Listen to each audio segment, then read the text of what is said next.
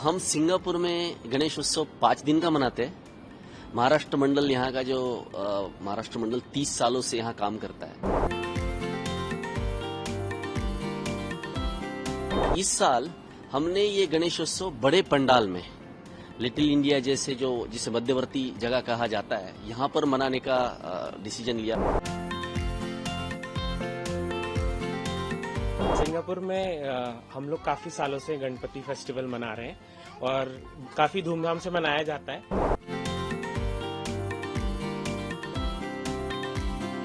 नरेंद्र मोदी जी का एक अपना ऑरा है जो कि हम लोगों को एक अलग से एक मोटिवेशन देता है अपने भारतीय कल्चर को यहाँ पे प्रस्तुत करने का।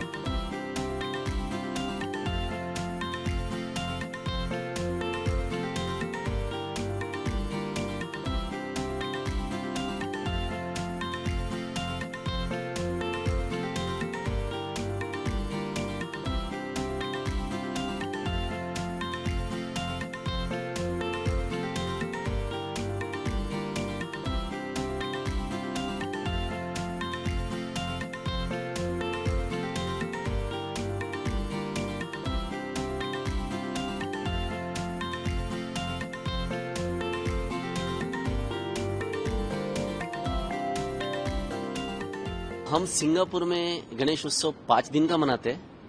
महाराष्ट्र मंडल यहाँ का जो महाराष्ट्र मंडल 30 सालों से यहाँ काम करता है। हम पहले गणेश उत्सव बंद प्रीमाइसेस में मनाते थे और काफी बड़े स्तर पर था, बट इस साल हमने ये गणेश उत्सव बड़े पंडाल में लिटिल इंडिया जैसे जो जिसे मध्यवर्ती जगह कहा जाता है यहाँ पर मनाने का डिसीजन लिया। आप जो तैयारियां देख रहे हैं तो ये 5 दिन के लिए यहाँ मनाया जाएगा। वैसे तो महाराष्ट्र में या अखे भारतवर्ष में ये 10 दिनों तक मनाया जाता है। तो ये गणेश जी की मूर्ति आप लोग यहाँ पे बनाते हैं या मंगवाते हैं मूर्ति? तो ऐसा है जी, हम गणेश जी की मूर्ति भारत से मंगवाते हैं, बट यहाँ पर जो मूर्ति की प्रतिष्ठापना होगी उसकी खासियत यह है वो शाडू माती की बनी होती है, तो डिसॉल्वेबल होती है। और दूसरी जो मूर्ति होती है, जो बड़ी मूर्ति है, जो सब दर्शनी मूर्ति होती है, तो यह मूर्ति पूना के दगड़ू शेठ हलवाई संस्थान ने हमारे लिए विशेष रूप से बनाई है। तो बड़ी ही आकर्षक, सुंदर और मनमोहक वो मूर्ति है, वो यहाँ पर विराजमान होगी। अच्छा, सिंगापुर में हम लोग काफी सालों से गणपति फेस्टिवल मना रहे हैं और काफी धूमधाम से मनाया जाता है। स्पेशली यहाँ पे महाराष्ट्र मंडल है और बाकी भी काफी संस्थान हैं जो कि ये फेस्टिवल काफी अच्छे से मनाते हैं और ये 10 दिन का त्योहार है और सब लोग मिलजुल के काफी हर्षोल्लास से मनाते हैं इस त्योहार को। तो आप लोग ये अपने घरों में मूर्ति स्थापित करते हैं? हाँ। और ये विसर्जन का क्या प्रक्रिया है यहाँ पे? जनरली हम लोग कोशिश करते हैं कि इको फ्रेंडली तरीके से घर में ही विसर्जन हो ताकि हमारे वातावरण में कुछ भी प्रॉब्लम ना हो। और ये त्योहार ऐसा है जहाँ पे सब लोग एक दूसरे के साथ मिलजुल के बहुत अच्छे तरीके से इस त्योहार को हम लोग मनाते हैं। इस बार गणेश उत्सव की क्या खासियत है, क्योंकि अभी एक दिन पहले हमारे प्राइम मिनिस्टर इंडिया के नरेंद्र मोदी जी होके यहाँ से गए हैं, बहुत सारे समझौते भी हुए हैं, कई सारे बिजनेस लेवल पे और बहुत सारी चीजें। नरेंद्र मोदी जी का एक अपना ऑरा है जो कि हम लोगों को एक अलग से एक मोटिवेशन देता है अपने भारतीय कल्चर को यहाँ पे प्रस्तुत करने का। और ये त्योहार हमको एक अलग से, सिंस अभी नरेंद्र मोदी जी गए हैं तो ये हमको एक अलग मोटिवेशन देगा कि हम लोग सब मिलजुल के एक साथ एक भारतीय कल्चर को सिंगापुर में लेकर आए।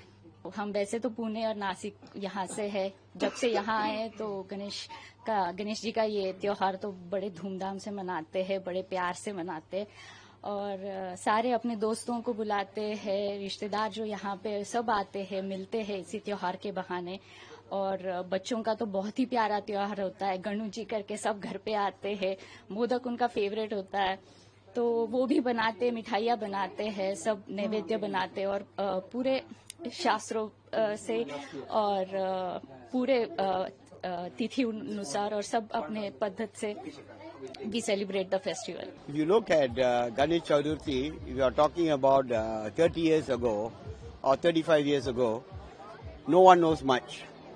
Okay, they used to have just individual little bit of prayers at home. But when we have the new citizens from India coming into Singapore in the late 90s, 2000 and so forth, who have become our new citizens of Singapore, this Ganesh Chaturthi celebration has grown many, many times. I would say 35 years ago, we might have sold maybe about Rimerson Eco Ganapati, maybe about 20 pieces, 30 pieces. Today we sell like 3,000-4,000 pieces. So that's how the Ganesh Chaturthi celebration has grown in Singapore.